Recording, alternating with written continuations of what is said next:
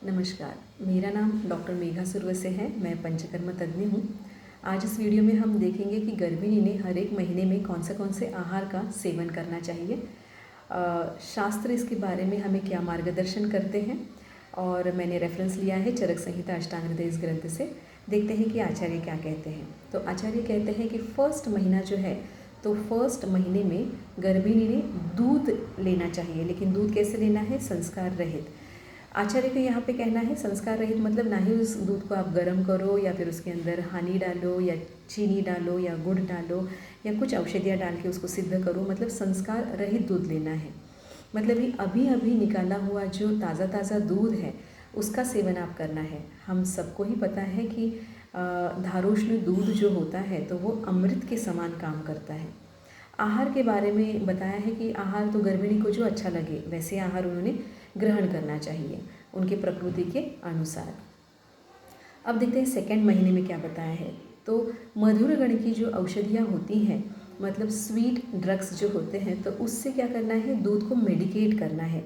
जैसे कि शतावरी है, ज्येष्ठमध है, सोना है, कोहड़ा है, तो ये डाल के हमें वो दूध को मेडिकेट करना है और वो दूध जो है वो पीना है। क्योंकि हम सबको ही पता है कि मधुर जो रस होता है तो वो जन्म से ही साथ में भी होता है, बल बढ़ाने वाला होता है और विशेष करके वो संधान कारक होता है। मतलब गर्भ जो है तो वो गर्भाशय को जो अटैच होता है तो उसकी ताकत भी बढ़ जाती है। तो इसीलिए मतलब इसको बोलते हैं संधान कारक। तो इसीलिए मधुर गण की औषधियाँ जो होती है तो वो सेकेंड मंथ में आपको लेना ही है। ओके। आहार के बारे में बताया है कि गर्भिणी को जो अच्छा लगे वो आहार देना है। मतलब जैसे कि इस महीने में गर्भिणी को विशिष्ट आहार खाने की इच्छा होती है, मतलब ये समझो कि खट्टा खाने की इच्छा होती है या फिर कुछ भी चीज़ उनको बहुत ही पर्टिकुलर ऐसे खाने की इच्छा होती है, तीव्र इच्छा होती है, तो वो इच्छा पूर्ति करनी चाहिए। उनको जो अच्छा लगे वो ही उनको देना चाहिए। ओके। तो थर्ड मंथ में बताया है कि जो दूध है तो वो हनी और घी के साथ लेना है।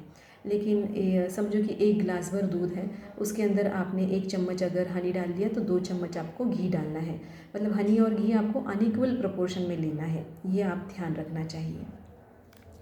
फोर्थ मंथ जो है तो फोर्थ मंथ में कहा है कि नवनीत का प्रयोग करना चाहिए। नवनीत मतलब लोणी जो है वो।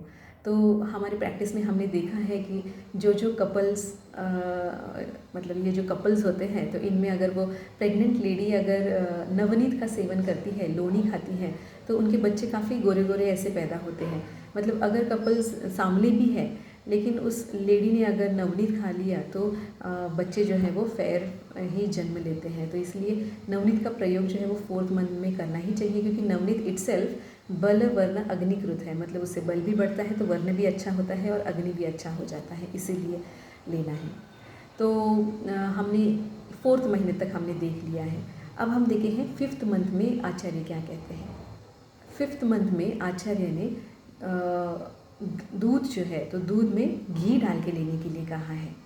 तो 1 चम्मच घी या 2 चम्मच घी ऐसा घी डाल के लेने के लिए कहा है। ऑफ कोर्स घी जो है तो वो नरिशमेंट का ही काम करेगा, बल को बढ़ाएगा। सारे धातु निर्माण होते रहते हैं प्रेगनेंसी में, मतलब वो गर्भावस्था में, तो उसको भी वो पुष्टि देगा। बहुत ही अच्छे अच्छे धातु अंग प्रत्यंग ये निर्माण होंगे, इसीलिए फिर दूध और जो है सर्पी कहा है। छठे मंथ में भी कहा है, सिक्स्थ मंथ में, कि दूध कैसे पीना चाहिए। तो उसके अंदर मधुर गण की जो औषधियाँ हैं वो भी डाल के सिद्ध करें और उस मिल्क में घी डालना और वो दूध जो है वो आप पीना चाहिए। मतलब सिद्ध दूध जो है उसके अंदर घी डाल के पीना चाहिए, या फिर वो जो सिद्ध किया हुआ दूध है उससे अगर आप घृतम निकालते हैं, घी निकालते हैं, तो वो घी का आप सेवन करेंगे तो भी चलेगा।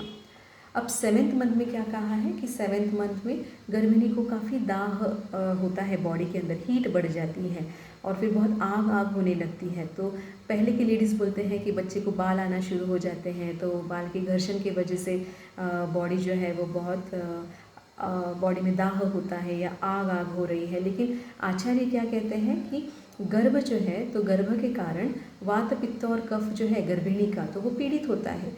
पीड़ित होकर वो उर स्थान में जाता है, वहाँ पे फिर वो दाह निर्माण करता है और दाह निर्माण करके वही उसी पीड़ित दोष की वजह से वहाँ पे कंडू मतलब खुजली भी निर्माण होती है और गर्भिणी को ऐसे खुजली होती है और जब वो खुजाते हैं तो फिर वो स्ट्रेच मार्क्स में परिवर्तित होता है, जिसे हम किक्विस बोलते हैं। किक्विस मतलब ही स्ट्रेच मार्क्स जो है वो आ जाते हैं।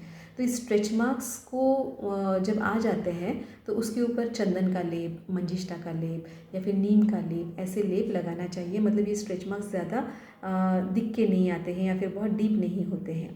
तो ये कहा है 7वें महीने में। 8वें महीने में क्या कहा है? तो 8वें महीने में कहा है दूध की जो खीर है, तो दूध से खीर बनाना है और उसके अंदर घृतम डाल के लेना है। तो ये ऑफ कोर्स किसके लिए है? तो ये नरिशमेंट है गर्भ के लिए भी और गर्भिणी के लिए भी। मतलब गर्भिणी को दुर्बल ना फील हो, उनको धष्ट पुष्ट लगे, इसी की वजह से उसका खाना पीना जो है तो ये more towards the nutrition, more towards the nourishment, इसकी तरफ ये उनका आहार विहार बताया है।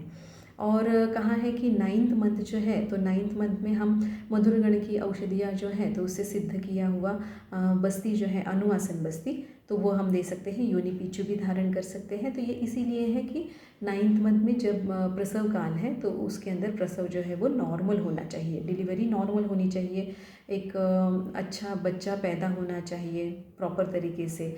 तो ये जो पूरा चर्या बताई है कि हर एक महीने में कौन से आहार का सेवन करना है, तो ये इसीलिए बताया है कि जो गर्भिणी के लिए भी अच्छा है, गर्भ के लिए भी अच्छा है, गर्भिणी भी हेल्दी रहे और बच्चा भी सर्वगुण संपन्न पैदा हो। तो इसीलिए ये चर्या आचार्य ने बताई है, तो इसका पालन हम अवश्य करना चाहिए। Thank you so much.